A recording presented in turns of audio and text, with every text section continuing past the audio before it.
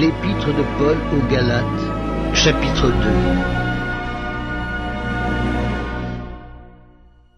14 ans après, je montai de nouveau à Jérusalem avec Barnabas, ayant aussi pris Tite avec moi. Et ce fut d'après une révélation que j'y montai. Je leur exposai l'évangile que je prêche parmi les païens. Je l'exposai en particulier à ceux qui sont les plus considérés, afin de ne pas courir ou avoir couru en vain. Mais Tite, qui était avec moi, et qui était grec, ne fut pas même contraint de se faire circoncire, et cela à cause des faux frères qui s'étaient furtivement introduits et glissés parmi nous pour épier la liberté que nous avons en Jésus-Christ, avec l'intention de nous asservir.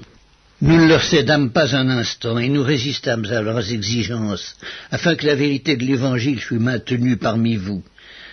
Ceux qui sont les plus considérés, quels qu'ils aient été jadis, cela ne m'importe pas. Dieu ne fait point exception de personne.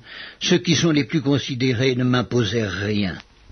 Au contraire, voyant que l'Évangile m'avait été confié pour les incirconcis, comme à Pierre pour les circoncis, car celui qui a fait de Pierre l'apôtre des circoncis a aussi fait de moi l'apôtre des païens, et ayant reconnu la grâce qui m'avait été accordée, Jacques, Céphas et Jean, qui sont regardés comme des colonnes, me donnèrent, à moi et à Barnabas, la main d'association, afin que nous allassions, nous, vers les païens, et eux vers les circoncis.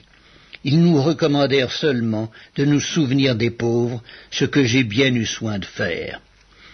Mais lorsque Céphas vint à Antioche, je lui résistai en face, parce qu'il était répréhensible. En effet, avant l'arrivée de quelques personnes envoyées par Jacques, il mangeait avec les païens, et quand elles furent venues, il s'esquiva et se tint à l'écart par crainte des circoncis. Avec lui, les autres Juifs usèrent aussi de dissimulation, en sorte que Barnabas même fut entraîné par leur hypocrisie.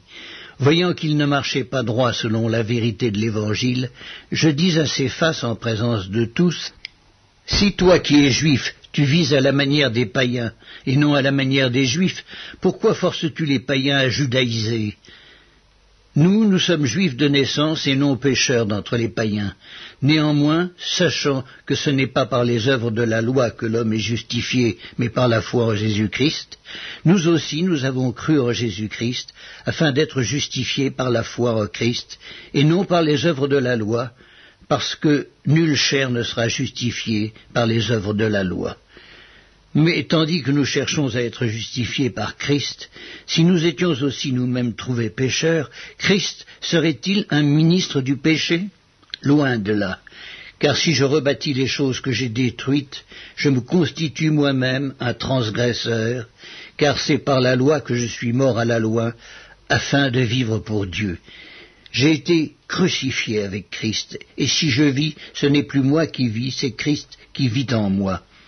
Si je vis maintenant dans la chair, je vis dans la foi au Fils de Dieu, qui m'a aimé et qui s'est livré lui-même pour moi. Je ne rejette pas la grâce de Dieu, car si la justice s'obtient par la loi, Christ est donc mort en vain.